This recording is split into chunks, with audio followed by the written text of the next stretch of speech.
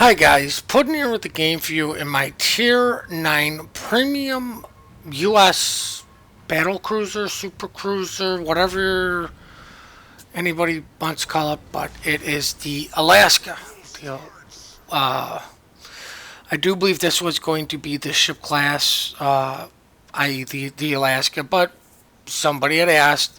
They had recently got an Alaska and wanted some tips about the Alaska, and then they did do a lovely comment on, hey, why don't we have Puddin and Sneaky do an Alaska games, just to see the different play styles. Now I don't know my captain skills or my modules off the top of my head, but I do know that the captain in here is John Doe, the special captain.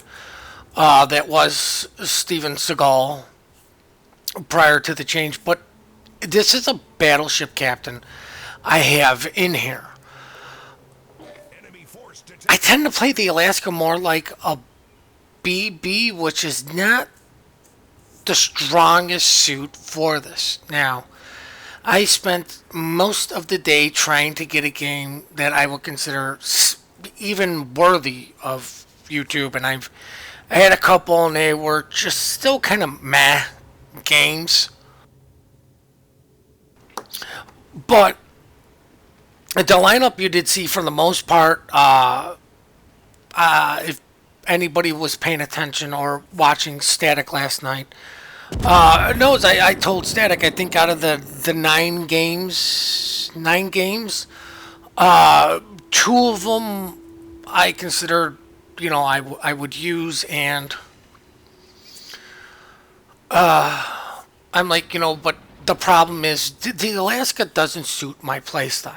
Now, we can all see I'm going to try to support A, but what the Alaska kind of excels at is it's more of a long range support. I'm not exactly playing long range support considering I'm probably umpteen. I've got to be single digits away from Hart Fletcher. That's close range support. Like, I can radar all of A. That's definitely close range support. And unlike the rest of the U.S. Cruiser line, like even a Buffalo is more of a long range support ship. It just doesn't have the rate of fire to be an upfront ship, at least at the start of the game. The way you kind of want to play this is, I like the way I would play a Republic. Stay in the back, let other people go do the tanking for you, and you just punish things. Now, saying that, oh look, First Blood completely demolished that poor Megami. Like, all of my damage, I do believe is just from that gentleman alone. So, there is that.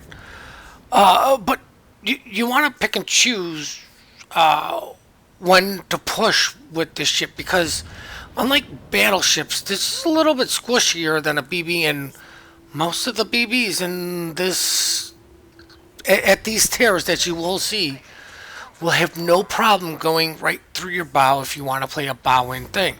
It doesn't. The ship doesn't really have the gun arcs to sit behind an island. And then you run into the problem I have. Oh, you got radar. Oh, I need to be up close to use your radar. You shouldn't be playing the ship for radar. If I mean, like even on North here, like where most of the DMs sit by sea, you don't want to put this ship there because it just you just don't have the rate of fire. Now, I am trying to slow play this corner because I don't want my broadside given out to pretty much everybody that can shoot me. I'm not worried about the Bismarck. I do not know the armor scheme of this ship fairly well, but I'm going under the assumption right now that, well, the Bismarck really can't go through my bow. It's a Bismarck. It's a 4x2 setup. He's at range. You know what? I'll take my chances with the Bismarck not being able to punish me for any sort of mistakes.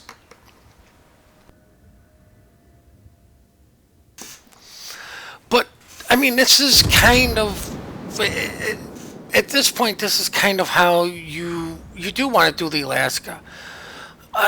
You don't need to run in there and go balls deep, which I did have a replay where I did do that, but of course then everybody's bored for the last 13 minutes of the game because that's how fast I died.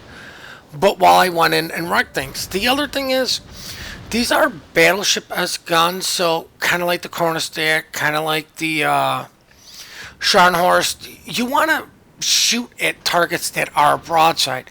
I do believe you get the U.S. Angle bonus, which is really just 1 degree.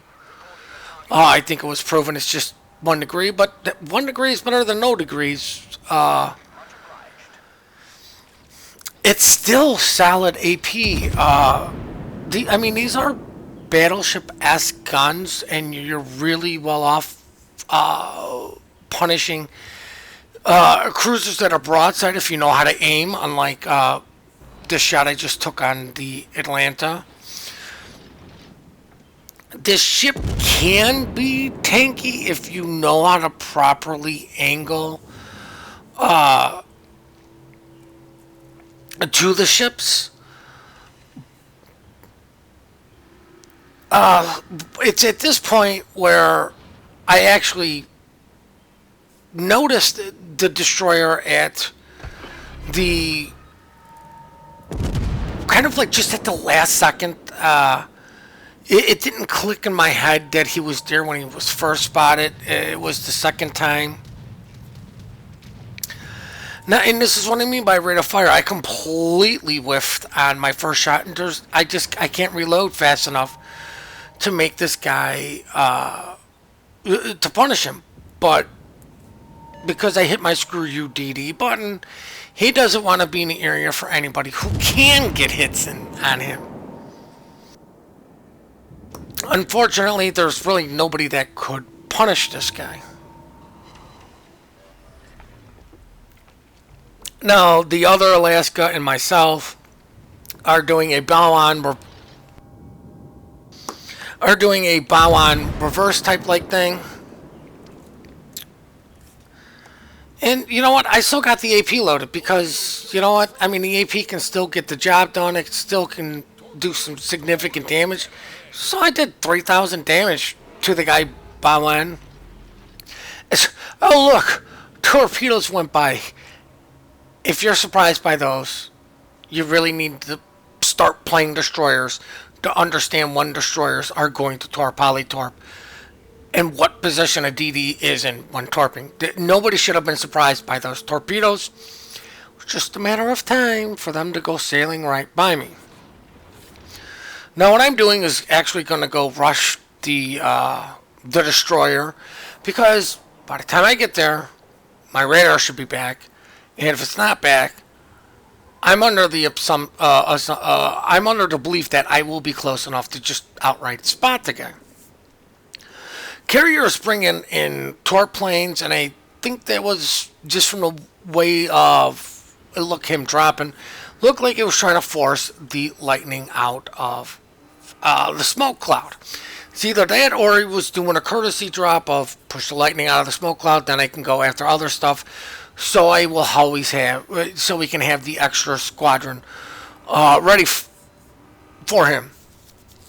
Now I'm trying to use this island here to, if I need to, turn straight into it and intentionally beach to dodge any torpedoes from this guy. But I'm also going to play with my speed to maybe mess with him. So at this point when I realize, okay, I'm going to have to use my radar to get this guy, and he smokes up. This isn't going to end well for you, buddy. You smoked up in front of a radar cruiser. Well, I don't have the rate of fire. You also really don't have the health. I'm not sure if anyone else is going to be able to get shots in on him, but I should be able to deal with this guy by myself, and unfortunately, I do not, but because he has spotted and the Enterprise could take his time and line this up properly, the Enterprise kills him. Now I'm just going full steam. Just, you know what? Sometimes little movements like that is enough to A, dodge Amagi shells, and B, dodge torpedoes that were never sent. Spoiler. This is some of my problem with the Alaska, and it's my problem, it's not the ship's problem. I got tunnel vision on the DD, and like I said, this is a me problem. Completely broadside to Amagi, who luckily for me did not punish me.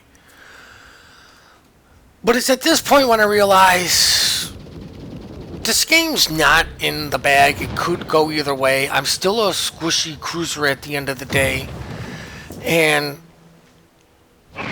one of the ships showed interest in shooting me, which I don't like, especially being a squishy cruiser. But I'm the one getting the cap. I'm the closest one to the cap. Expecting a BB to get this cap is sort of stretching it. But with the way the enemy is positioned, the way I'm positioned, especially with the layout, if the guys south of B can at least keep the Colorado Nagato in place per se, or not wanting to push hard, I should be able to get this cap fairly easily. It's just a question of where's the CV and can he cycle his planes fast enough? And then I see on the mini-map the attack squadron going after the Fletcher, so I'm like, okay, so the CV's not coming after me. Now, I do believe I started hitting my W key around 3 or 4 seconds, knowing that I was going to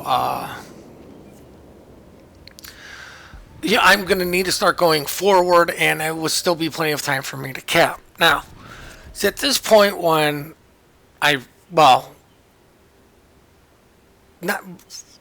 this point coming up, right when I get spotted, is when I realize the enemy DD is down here, and I kind of looked up to see, wait, they have a DD still alive. Wasn't paying attention to any of the team panels on what ships were alive or not, and I hit the, you know what? Let me hit the screw you DD button, just, better safe than sorry. Now, I'm playing it real close to this part of the island, and luckily for me, the 16-inch shells from the Colorado don't just absolutely wreck me. And I'm switching AP because it's a broadside target, and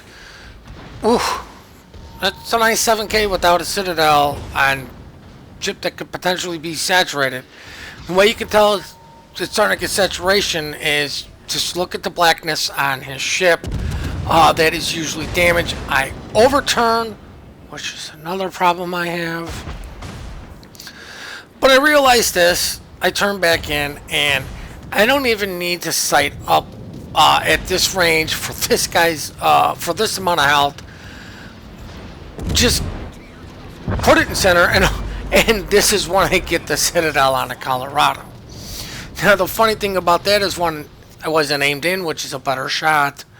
And the Colorado is not an easy ship to Citadel, even for higher tier stuff. Colorado is kind of a rough and tough ship. Now, I'm completely ignoring the destroyer that's out-hounding our battleship. I'm looking at the situation of, I want to cap. If I'm going to go down, I want to go down giving my team the best opportunity for the win. And also, and just by simply coming over to this cap, we find the CV as I find the narrowest margin of fit between the torpedoes. I'm going to usually dodge torpedoes and take my chances with somebody shooting at me. But then again, these are carrier torpedoes, so they don't exactly hurt much if I was a battleship, but it's It's a habit I do have of, into BBs. If I had this much health, I probably would have just ate those torps instead of showing broadside to a battleship and potentially losing my health this way. But luckily for me, it worked out this time. Now, these torpedoes, I'm not going to bother to move for because, you know what? I'm just going to roll the dice because, you know what? I needed to get rid of the carrier. Who cares if it kills me? I turn in to eat 2 of these. I was trying to get to the torpedo protection, torpedo bulge. And now it's me versus an Amagi. And, luckily for me, this guy just can't aim. As I believe those were high explosive shells coming in from the Bismarck, which I was like, you know what, I can't angle to everybody. Now I did notice the Amagi was coming in bow in, which is why you see the HE being loaded now, because I figured he was coming in. I'm just hitting my radar because why? I don't suspect I'm going to survive this. Now, his secondaries put me on fire, and I actually mistake those for his primaries. And he is shooting AP with his primaries as he does finish me off. Get a couple shell hits, but, the enemy is not going to come back from this. The Amagi is extremely low. The Enterprise should easily be able to deal with him.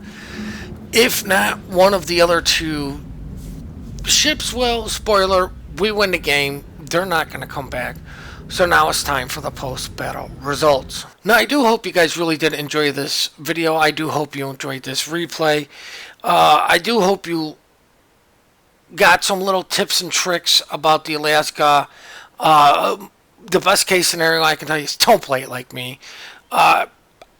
This was the only game that I survived this long. Most of them I died fairly early.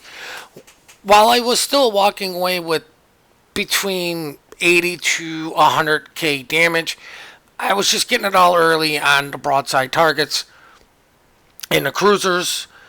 And yeah, I was still dying early. This ship is a much better long range support vessel instead of a close range tanking ship.